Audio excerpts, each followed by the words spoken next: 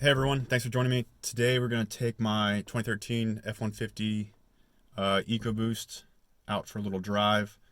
I just installed my full race high mount intercooler, so we're going to talk about that a little bit. I'll give you my initial impressions, so hopefully the information I have helps you out. And if you have any questions after the video's over, let me know. So first thing, I got my my GoPro over here set up on my SCT X4 gauges. We're gonna monitor our inlet air temperatures compared to ambient. Right now, ambient's sitting at 27 degrees per the thermometer that's on the digital display. Batteries needs replaced very soon. It lasted 7 years, so it's not too bad. So as you can see, our inlet air temperature is currently 24.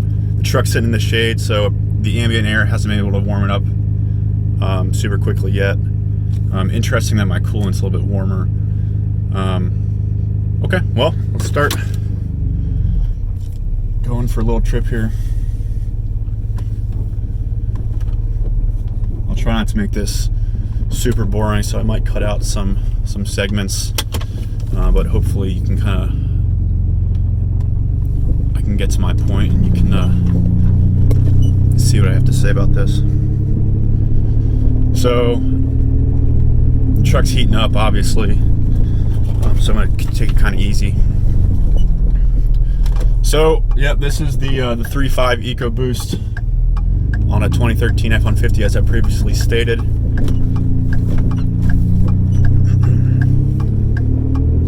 I got the full race intercooler because I want to be able to run either a pre-runner bumper and or a winch at some point. You know, trying to decide what I want to do. Obviously, there's a lot of factors that go into that. Money being the biggest one.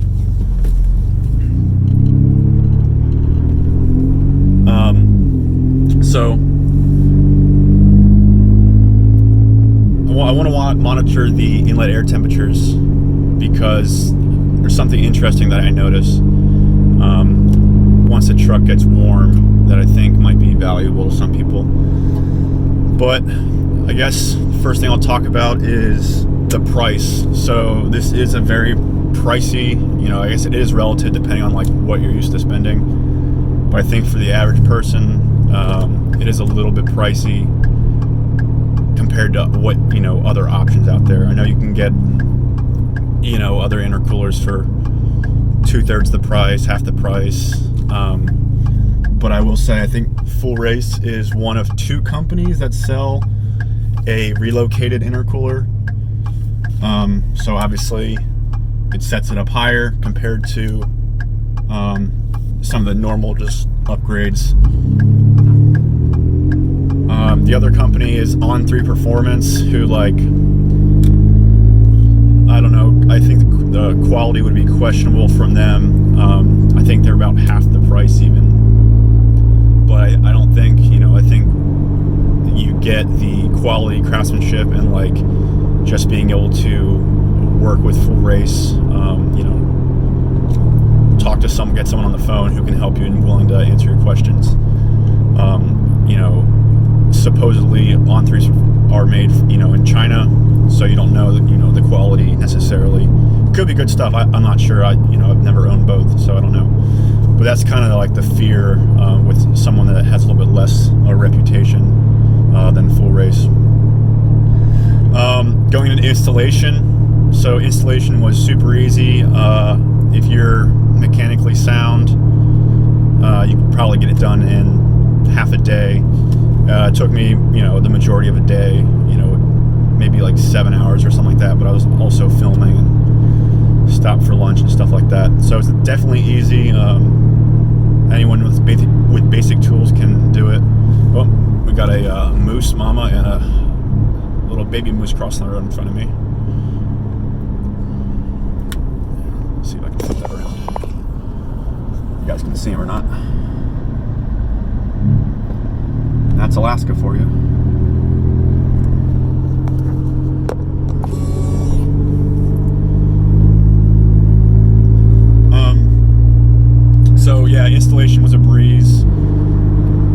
price has pretty good directions online. I will say that, you know, they could be improved a little bit. That's kind of why I made my installation video, to kind of help, you know, if people are looking for more clear directions, so that they have something to turn to. And lastly, you know, we'll talk about inlet air temperatures. So I agree with what a lot of people have said online and in forums, that the inlet air temperatures stay like within 1 degree of ambient when you drive around. That is, unless you are sitting still in like traffic, or you know, you let the truck idle for a long time, then you're going to get heat soaked pretty quickly. It's not an issue, but obviously heat soak is bound to happen. I mean, your intercooler is right next to your radiator. You know, the engine's 180 degrees to 200 degrees. I have a 180 degree thermostat in mine. What I've noticed is once it heat soaks, it takes quite a while for it to cool down and get back to lower temperatures. So I do have a concern about that. One of the thoughts that went through my head when I bought this was I was having some overheating issues when towing. I believe I fixed it. I believe it had to do with a sticky thermostat, which I replaced. I went about 10 degrees cooler, and you know, I haven't towed yet. It's been winter here, and I'll tow my camper till the summer, obviously. So I believe that's not an issue anymore. But you know, if I'm towing at low speeds on some like steep inclines on some like mountain roads, I'm afraid of, you know, it possibly getting heat soaked and, you know, compounding that, you know, that issue of overheating. Additionally, you know, if you're off-roading a lot, you know, I'm no expert or anything like that, but you know, we do wheel pretty frequently up here with our group of friends. That, you know, if you're sitting there idling, you know, you're helping someone else on an obstacle, and you just don't want to shut obviously, even if you shut the truck off, it's still going to get heat soaked. You know, I could see those even on the stock intercooler. You know, I would get inlet air temperatures up to like 130 degrees, just because it was, you know, the whole engine bay was warm. So I could see it, you know, getting even worse. You know, that's all just like hearsay. I haven't like never seen them get up that high, but it's just a thought process, a thought I've had. So the engine is almost up to temperature. As you can see, I'm at 164 degrees right now, about. I'm gonna do a quick loop. I'm gonna let the truck idle at some point, and hopefully I can replicate the concern I've been having. I'll let the intercooler, you know, heat up maybe 10-20 degrees just by sitting there idling, and we'll see what happens. So I might do some time lapse here, so you guys can kind of like just watch the inlet air temperatures as I drive. Hopefully you find it interesting.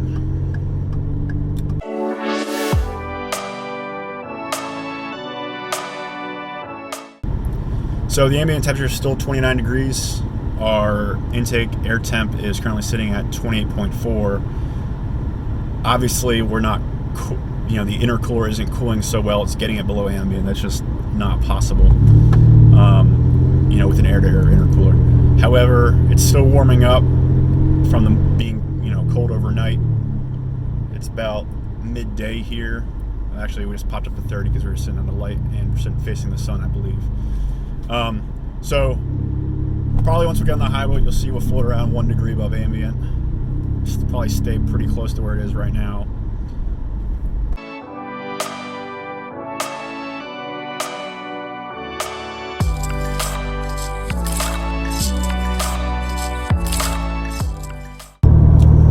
Alright, so we're on the highway going 65, 70 right now. Ambient temperature, I'm reading outside at 31.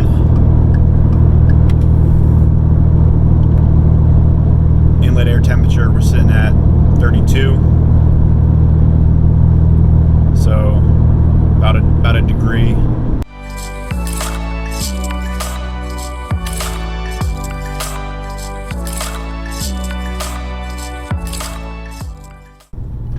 So I'm pulling into park somewhere, parking lot. All right, I'm gonna face the sun, kind of like compound our warm up here.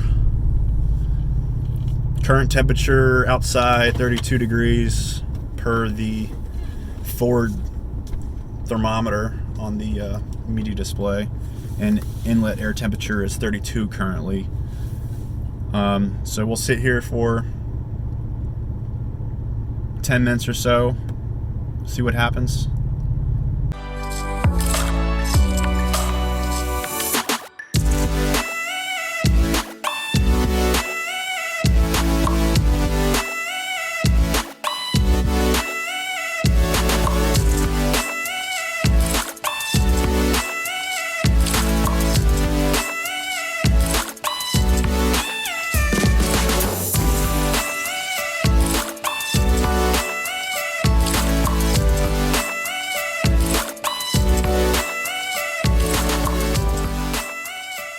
Alright, so I didn't keep a timer. I'll try to put one up on the screen. Somehow I'll do that in whatever the video processing.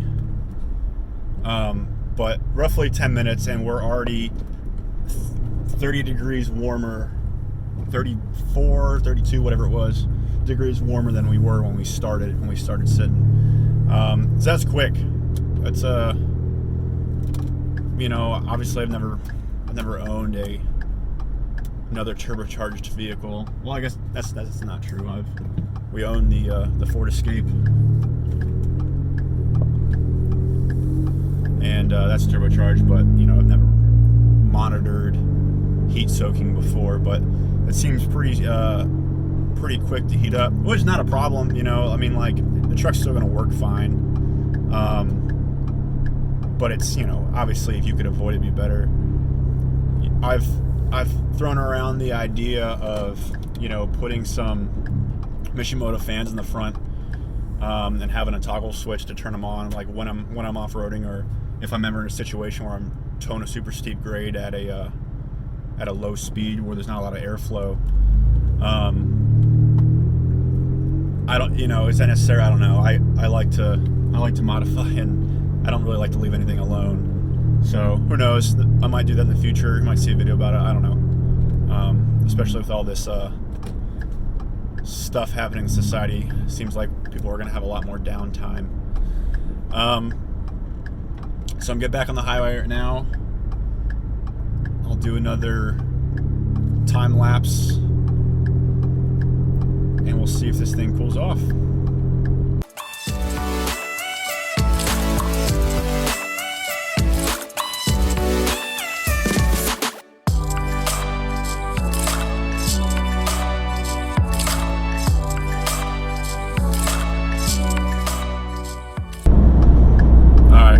Probably just did a mile or two on the highway. I'm turning around, getting back on the highway, but temperature dropped down to about 50. It's the inlet air temperature. Ambient air temperature is at 34 right now. It's hovering around 50, 53, as you can see. Kind of interesting how that you know, wavers like that.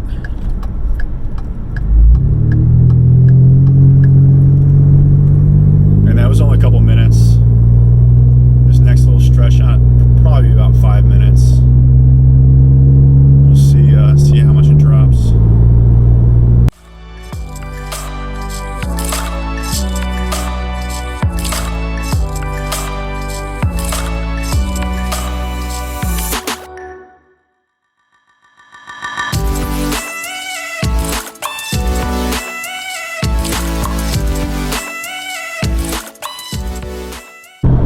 Okay, we averaged about 75 miles an hour on that stretch, a few miles.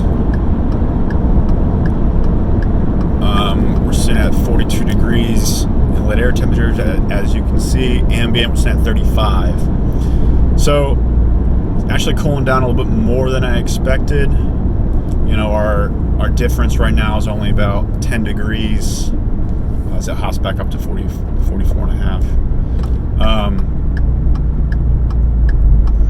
But you know, if you're sitting, I only sat for a few minutes. If you're sitting for a long time, you know, that temperature could, like I said, creep up to, you know, 130 or so. So it's just something I'm going to keep in mind. I might, like I said, I might put those fans in. But yeah, I mean, I think it's a good product. I think you really, you know, you get what you pay for, even though it is a little pricey in my opinion. Overall, I'm happy with it. Let me know if I can answer any questions for you guys. I'd be happy to help. And yeah, thanks for watching.